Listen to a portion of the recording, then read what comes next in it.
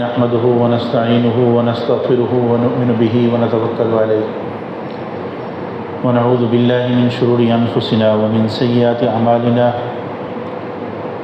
من يهده الله فلا مضل له ومن يضلله فلا هادي له ونشهد أن لا إله إلا الله وحده لا شريك له ونشهد أن سيدنا ومولانا محمدا عبده ورسوله أما بعد فأعوذ بالله من الشيطان الرجيم بسم الله الرحمن الرحيم قل إن كنتم تحبون الله فاتبعوني يحببكم الله ويغفر لكم ذنوبكم والله غفور رحيم. وقال الله تعالى في مقام آخر لقد كان لكم في رسول الله أسوة حسنة لمن كان يرجو الله واليوم الآخر وذكر الله كثيرا. صدق الله العظيم وصدق رسوله النبي الكريم ونحن على ذلك من الشاهدين والشاكرين والحمد لله رب العالمين. اللهم صل على سيدنا محمد وعلى آله وأصحابه كما تحب وترضى عدد ما تحب وترضى. قابل احترام بھائی اور بزرگوں، اللہ رب العزت نے حضور صلی اللہ علیہ وسلم کی ذات گرامی کو ہماری زندگی کے لیے نمونہ بنایا ہے.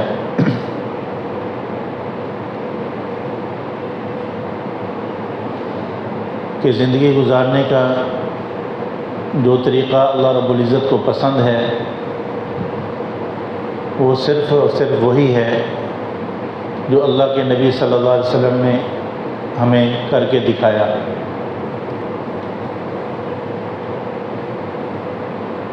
نمونے کی حیثیت سمجھنے کے لیے ایک مثال بیان کی جاتی ہے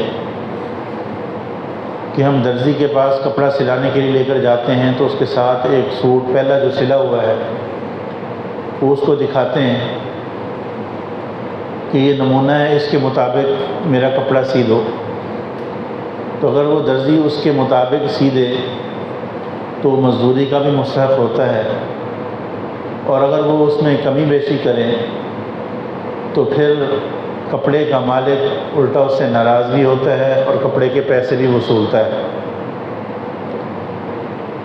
تو بیانی اسی طرح اللہ تعالیٰ کو صرف اور صرف وہی طریقہ پسند ہے جو اللہ کے حبیب صلی اللہ علیہ وسلم نے کر کے دکھایا یا جو بتایا. اور اللہ کی رضا صرف اور صرف حضور کی اتباع سے ہی حاصل ہو سکتی ہے. یعنی اللہ تک پہنچنے کا راستہ صرف اور صرف ایک ہی ہے، وہ یہ کہ حضور صلی اللہ علیہ وسلم کی اتباع. اللہ تعالیٰ قرآن مجید میں فرماتے ہیں قل ان کنتم تحبون اللہ فاتبعونی یحببکم اللہ. آپ ان سے کہہ دیجئے اگر تم اللہ کی محبت کا دعویٰ کرتے ہو، اللہ سے محبت کرنے کے مدعی ہو اور اللہ کے محبوب بننا چاہتے ہو تو میری اتباع کرو.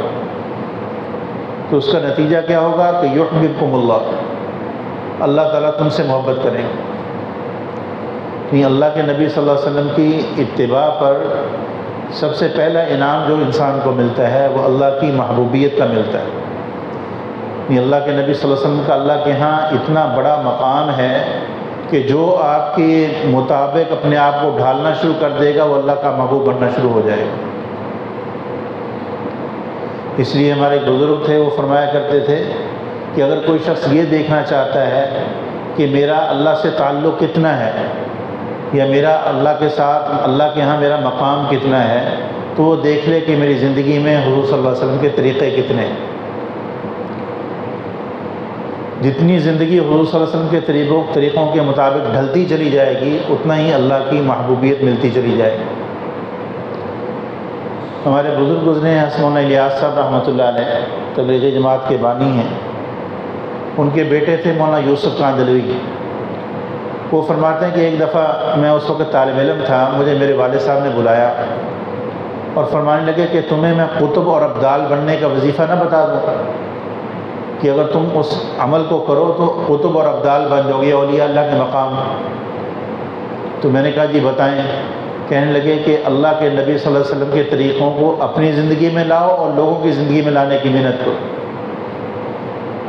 تو جتنا تم مشکل ماحول میں اللہ کے نبی صلی اللہ علیہ وسلم کے طریقوں پہ چلو گے اتنا ہی اللہ کا قرب ملے گا.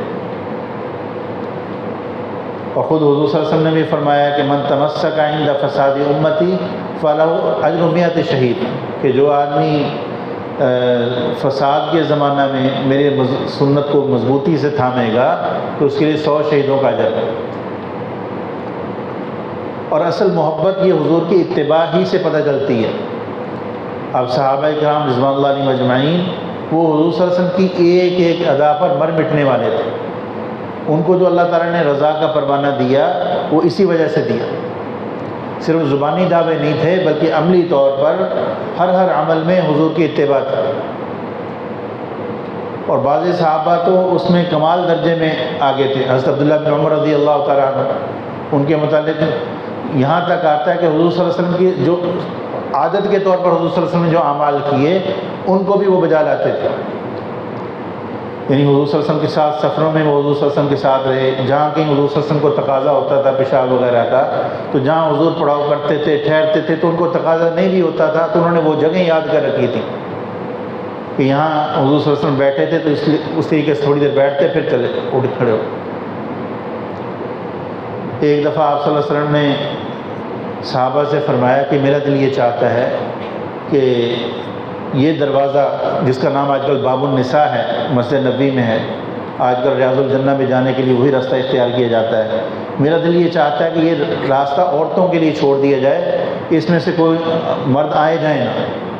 کیونکہ اس زمانے میں وحی کا نزول ہوتا تھا، خواتین بھی آتی تھیں، پردے میں پیچھے بیٹھتی تھیں، حضور صلی اللہ علیہ وسلم کے بیانات سنتی تھیں، گفتگو سنتی تھیں. تو اور حضور صلی اللہ علیہ وسلم کا جب وصال ہو گیا پھر اس کے بعد صحابہ کرام رضوان اللہ علیہم اجمعین نے خواتین کو جو ہے وہ مسجد میں آنے سے منع کر دیا. کیونکہ حضور صلی اللہ علیہ وسلم کے ارشادات میں اس بات کا بہت ساری روایات میں یہ پیغام ملتا ہے کہ عورت کے لیے گھر میں نماز پڑھنا وہ افضل ہے. تو بعض مصلحتوں کی بنا پر ان کو اجازت تھی وہاں. تو حضرت عبداللہ بن عمر رضی اللہ عنہ زندگی بھر اس دروازے سے نہ داخل ہوئے نہ وہاں سے نکلے، صرف اس وجہ سے کہ حضور نے ایک دفعہ فرمایا تھا کہ میرا دل یہ چاہتا ہے کہ یہاں سے جو ہے مردوں کی آمد و رفت نہ ہو. اور ایک آدمی نے ان سے کہا بھی آپ 4 کام ایسے کرتے ہیں جو میں نے کبھی کسی اور کو کرتے نہیں دیکھا. تو حضرت عبداللہ بن عمر رضی اللہ عنہ کہنے لگے کہ کون سے کام؟ اس آدمی نے وہ بتائے تو فرمانے لگے کہ میں نے حضور صلی اللہ علیہ وسلم کو یہ کرتے دیکھا تھا اس لیے میں کرتا ہوں. ایک دفعہ اپنے خادم کے ساتھ جا رہے تھے تو کہیں سے بانسری کی آواز سنائی دی تھوڑی سی، تو بھاگے تیزی سے، کچھ دور چلے گئے، پھر کانوں میں انگلیاں دے کر بھاگے، کانوں سے انگلیاں نکالی، پھر آواز نہیں آ رہی تھی. تو پھر وہ خادم سے کہنے لگے تم نے مجھ سے پوچھا نہیں میں نے ایسے کیوں کیا؟ وہ کہنے لگے جی آپ بتا دیں ایسے کیوں کیا. کہنے لگے کہ ایک دفعہ میں حضور صلی اللہ علیہ وسلم کے ساتھ تھا تو اسی طریقے سے حضور صلی اللہ علیہ وسلم نے بانسری کی آواز سنی تو حضور نے ایسے کیا تو اس لیے میں نے ایسے کیا. تو صحابہ کرام رضوان اللہ علیہم اجمعین کے پیش نظر صرف اور صرف جو تھا وہ حضور کی اتباع تھی. ان کے دل میں یہ خیال نہیں آتا تھا کہ لوگ کیا کہیں گے. آج تو ہم دینی معاملات میں عمل کرنے کے لیے سب سے پہلے ہمارے سامنے یہ بات آتی ہے کہیں لوگ تو ناراض نہیں ہوں گے. اب جو ہے وہ شلوار ٹخنوں سے اوپر رکھنا ہمارے معاشرے میں چونکہ معیوب سمجھا جاتا ہے، اور جو مالدار قسم کے لوگ ہوتے ہیں وہ عموماً شلواریں ان کی ٹخنوں سے نیچے ہوتی ہیں جیسا کہ جو دور جاہلیت میں تھا. تو اب کسی نوجوان سے کہا جائے تو وہ اس کو کہتے ہیں نہیں لوگ برا سمجھتے ہیں. حضرت عثمان رضی اللہ تعالیٰ عنہ جب ان کو صلح حدیبیہ کے موقع پر حضور صلی اللہ علیہ وسلم نے مذاکرات کے لیے بھیجا، احرام کی حالت میں تھے، تو وہاں جب گئے مذاکرات کے لیے جانے لگے تو ان کے چچا کے بیٹے انہوں نے کہا کہ یہ ہمارے جو سردار ہیں اس طرح کا لباس اس کو برا سمجھتے ہیں، جیسے آپ کی تہبند جو ہے وہ نصف پنڈلی پر ہے، تو آپ اس کو تھوڑا سا نیچا کر لیں. تو حضرت عثمان رضی اللہ تعالیٰ عنہ فرمانے لگے کہ نہیں، میں حضور کے طریقے کو نہیں چھوڑ سکتا، یہ لوگ برا سمجھتے ہیں سمجھتے رہے. اور پھر انہوں نے آگے سے کہا کہ چلو جو مشرکین مکہ تھے بھی آپ کو اجازت ہے آپ عمرہ کر لو، لیکن حضور صلی اللہ علیہ وسلم کو اجازت نہیں۔ تو حضرت عثمان رضی اللہ عنہ فرمانے لگے کہ نہیں، میں حضور کے بغیر طواف نہیں کر سکتا۔ اور وہاں حضور صلی اللہ علیہ وسلم سے بعض صحابہ نے کہا بھی عثمان تو مزے سے طواف کر رہا ہوگا، تو حضور صلی اللہ علیہ وسلم نے فرمایا عثمان کئی برس بھی وہاں مدینہ مکہ میں ٹھہرا رہے تو میرے بغیر وہ طواف نہیں کر سکتا۔ یعنی اتنا اعتماد تھا اور ان کو اتنا حضور صلی اللہ علیہ وسلم کے ساتھ تعلق تھا۔ اور واقعہ یہ ہے کہ تاریخ انسانی میں کسی نے کسی انسان سے اتنی محبت نہیں کی جتنی کہ صحابہ نے حضور سے کی ہے، ظاہری طور پر بھی اور عملی طور پر بھی۔ اب ظاہری طور پر محبت کا یہ حال تھا، عمر بن سہیل رضی اللہ تعالیٰ عنہ جو اس وقت تک مسلمان نہیں ہوئے تھے، صلح حدیبیہ کے موقع پر کافروں کی جانب سے حضور صلی اللہ علیہ وسلم سے مذاکرات کے لیے آئے۔ جب واپس گئے ہیں جا کر مشرکین مکہ سے گفتگو کی، کہنے لگے کہ مجھے بڑے بڑے بادشاہوں کے درباروں میں جانے کا موقع ملا ہے، لیکن میں نے کسی آدمی کے رفقا کو اس کے ساتھ اس طرح محبت کرتے نہیں دیکھا جس طرح کہ محمد کے جو رفقا ہیں وہ ان سے محبت کرتے ہیں۔ وہ اگر تھوکتے ہیں تو ان کا تھوک زمین پہ نہیں گرتا، ان کے جو رفقا ہیں وہ اس کو برکت کے لیے اپنے ہاتھوں پر لیتے ہیں اور آپس میں لڑتے ہیں۔ خطرہ یہ ہوتا ہے کہ ان کی لڑائی نہ ہو جائے۔ وہ وضو کرتے ہیں تو وضو کا پانی زمین پہ نہیں گرتا، تو ان کے وضو کے پانی کو تبرک کے لیے وہ اپنے بدن پر ملتے ہیں۔ اور واقعتاً ایسے تھا، صحابہ کرام رضوان اللہ علیہم اجمعین حضور صلی اللہ علیہ وسلم کے پسینے کو شیشیوں میں محفوظ کیا کرتے تھے اور خوشبو کے طور پر استعمال کرتے تھے۔ تو ظاہری یعنی محبت بھی یہ تھی، اور جو محبت کا حقیقی تقاضا ہے کہ حضور کی اتباع، تو وہ بھی کمال درجے کی تھی کہ کسی بات سے جو حضور صلی اللہ علیہ وسلم سے جو انہوں نے سیکھی تھی اس کو چھوڑنے کے لیے وہ تیار نہیں تھے، خواہ ان کو بظاہر کتنا نقصان دکھائی دے، خواہ لوگ کتنے ہی مخالف ہوتے دکھائی دیں۔ اب حضرت حذیفہ بن یمان رضی اللہ تعالیٰ عنہ وہ کھانا کھا رہے ہیں اور لقمان دسترخوان پہ گرا، اٹھا کر کھانے لگے، تو ساتھ والوں نے کہا کہ حضرت یہ اجمی لوگ اس کو معیوب سمجھتے ہیں، تو فرمانے لگے آترک سنت حبیبی لہؤلاء الحمقاء، کیا میں ان احمقوں کی وجہ سے اپنے محبوب کا طریقہ چھوڑ دوں؟ یہ صحابہ کے ہاں عقل مندی کا معیار صرف اور صرف حضور صلی اللہ علیہ وسلم کی ذات گرامی تھی، اس سے ہٹ کر جتنے طریقے تھے وہ اس کو حماقت سمجھتے تھے۔ اور واقعہ بھی یہ ہے کہ اللہ کے نبی صلی اللہ علیہ وسلم نے جو دین ہم تک پہنچایا ہے، زندگی گزارنے کا سب سے بہترین طریقہ وہی ہے، معاشرت کے لحاظ سے، معاملات کے لحاظ سے، عبادات کے لحاظ سے، اخلاقیات کے لحاظ سے۔ اب اس طریقے کو چھوڑ کر اب ہم لوگ جو ہے وہ اوروں کے طریقوں میں جو ہے وہ عزت سمجھتے ہیں۔ یہی وجہ ہے کہ ہم دن بدن جو ہے وہ ذلیل ہوتے جا رہے ہیں۔ تو اصل اللہ کے ہاں بھی ہماری محبوبیت اور عزت اسی وقت ہوگی جب اللہ کے نبی صلی اللہ علیہ وسلم کے دامن کو مضبوطی سے پکڑیں گے۔ جتنا ہم اللہ کے نبی صلی اللہ علیہ وسلم کے طریقوں کو اپنی زندگی میں لے کر آئیں گے، اتنا ہی اللہ کی محبوبیت ہوگی اور اس کے دنیاوی فوائد بھی ہمیں حاصل ہوں گے۔ کیونکہ ایک حدیث شریف میں آتا ہے کہ جو آدمی اتباع سنت کا اہتمام کرتا ہے، اللہ رب العزت اس کا 4 انعام عطا فرماتے ہیں۔ من حافظ سنتی اکرمہ اللہ باربع خصال، المحبت فی قلوب البررہ، کہ نیک لوگوں کے دل میں اللہ تعالیٰ اس کی محبت ڈال دیتے ہیں۔ اور یہ تو قرآن مجید کی جو میں نے آیت پڑھی، اس میں بھی اللہ فرما رہے ہیں یحببکم اللہ، کہ تم میری اتباع کرو اللہ تم سے محبت کریں گے۔ اور حدیث شریف میں آتا ہے جب اللہ کسی سے محبت کرتے ہیں تو پہلے اللہ تعالیٰ جبرائیل علیہ السلام سے فرماتے ہیں کہ میں اس سے محبت کرتا ہوں، تم بھی اس سے محبت کرو۔ پھر جبرائیل علیہ السلام سے فرماتے ہیں کہ فرشتوں سے کہو، پھر فرشتوں میں اعلان ہوتا ہے، پھر آسمان دنیا سے زمین میں اعلان ہوتا ہے کہ اللہ تعالیٰ فلاں بندے سے محبت کرتے ہیں، تم بھی اس سے محبت کرو۔ چنانچہ اس کا مشاہدہ ہے کہ جتنے بھی اولیاء اللہ ہیں جو موجود ہیں یا دنیا سے جا چکے ہیں، ان کی فطری طور پر محبت نیک طبیعت لوگوں کے دلوں میں ہوتی ہے۔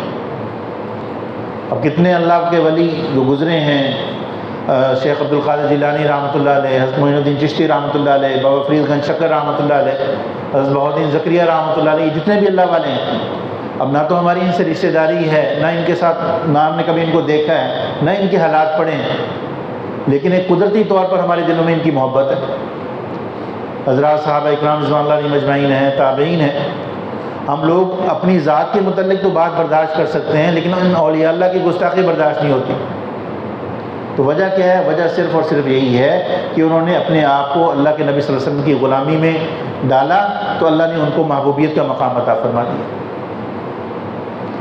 تو ہم بھی کوشش کریں کہ اپنی زندگی کے معاملات میں جتنا ان چیزوں کو اپنا سکتے ہیں، جو کام ہم نے کرنے ہیں، جیسے ہمارے عظم اللہ انعام الحسن صاحب رحمۃ اللہ علیہ فرمایا کرتے تھے کہ ہم صرف یہ کہتے ہیں کہ جو کام تم نے کرنا ہے اس کے متعلق دیکھ لو کہ حضور نے اس کو کیسے کیا۔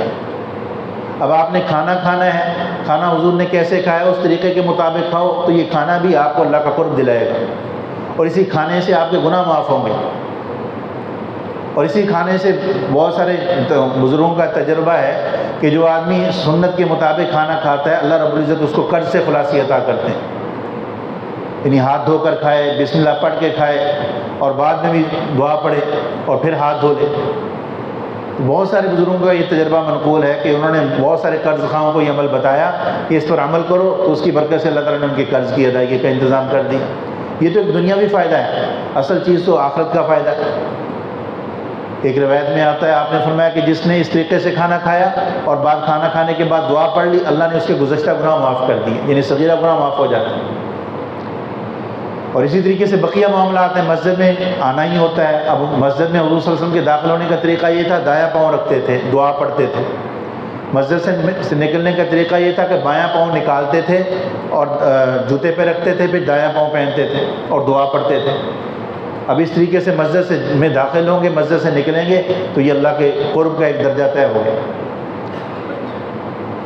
شیخ محی الدین ابن عربی رحمۃ اللہ علیہ وہ فرمایا کرتے تھے کہ اگر کوئی آدمی 100 دفعہ ہوا میں اڑے اور اس کے مقابلے میں ایک آدمی مسجد میں سنت طریقے کے مطابق داخل ہو جائے، فرمانے لگے کہ جو سنت طریقے کے مطابق مسجد میں داخل ہوا ہے یہ اس سے افضل ہے، بہتر ہے۔ اس لیے کہ ہوا میں اڑنا کوئی کمال نہیں ہے، ہوا میں تو مکھی بھی اڑتی ہے، چڑیا بھی اڑتی ہے، اور یہ جو سنت پر اس نے عمل کیا ہے اس سے اللہ کا قرب اس کو ملا ہے، کیونکہ اللہ کا وعدہ ہے کہ جو حضور صلی اللہ علیہ وسلم کی اتباع کرے گا اللہ اس کو محبوبیت عطا فرمائیں گے۔ تو اس لیے کوشش کی جائے کہ ہم اپنی زندگی میں جو معاملات بھی کرنے ہیں ان کے متعلق معلومات حاصل کریں، یا معلومات ہیں تو پھر اس کو اپنی عمل میں لے کر آئیں۔ بہت ساری چیزیں ہیں ہمارے علم میں تو ہیں لیکن عمل میں نہیں لے کر آتے ہیں، فائدہ تب ہوگا جب ہم عمل میں لے کر آئیں گے۔ تو اس طرح جب ہم چلیں گے تو اس سے حضور صلی اللہ علیہ وسلم کی قرب بھی ملے گا اور اللہ تعالیٰ کی محبت بھی ملے گی۔ ہمارے ایک بزرگ تھے عظم اللہ فضل الرحمان گنج مراد آبادی رحمۃ اللہ علیہ، وہ فرمایا کرتے تھے کہ میں تمہیں ایک عمل بتاتا ہوں، یہ عمل کرو، تمہیں ہر آنے والا دن جو ہے تمہیں اللہ کے قرب میں آگے بڑھتے چلے جاؤ گے، اور ایسے حضور صلی اللہ علیہ وسلم کا قرب بڑھتا چلا جائے گا اور تمہیں روحانی طور پر بڑی لذت محسوس ہوگی۔ فرماتے تھے کہ جو عمل کرنا ہو، کھانا بھی کھانا ہے تو اگر ہاتھ دھونے لگے ہو تو ہاتھ دھونے سے پہلے دل میں یہ خیال لے آؤ کہ حضور صلی اللہ علیہ وسلم ہاتھ دھوتے تھے اس لیے میں دھو رہا ہوں۔ کھانا کھانے سے پہلے بسم اللہ پڑھنی ہے، پڑھنے سے پہلے یہ سوچ لو کہ حضور صلی اللہ علیہ وسلم ایسے پڑھتے تھے اس لیے میں پڑھ رہا ہوں۔ کھانے کے بعد دعا پڑھ رہے ہو یہ سوچ کر کہ حضور صلی اللہ علیہ وسلم ایسے کرتے تھے اس لیے کر رہا ہوں۔ تو بار بار جب حضور صلی اللہ علیہ وسلم کا اس طرح دھیان لے کر آؤ گے، اس سے حضور کی محبت میں بھی اضافہ ہوگا اور اس کے ساتھ ساتھ جو ہے وہ اللہ کے قرب میں بھی آگے بڑھتے چلے جائیں۔ تو یہ دیکھنے میں یہ باتیں بظاہر معمولی سی ہیں، لیکن حقیقت میں حضور صلی اللہ علیہ وسلم کے طریقے وہ نورانیت سے بھرے ہوئے ہیں۔ تو جتنا ہماری زندگی میں آئیں گے اتنا ہی ہماری زندگی جو ہے وہ اچھی بنتی چلی جائے گی۔ اللہ سے دعا ہے اللہ تعالیٰ ہمیں عمل کی توفیق نصیب فرمائے۔ وآخر دعوانا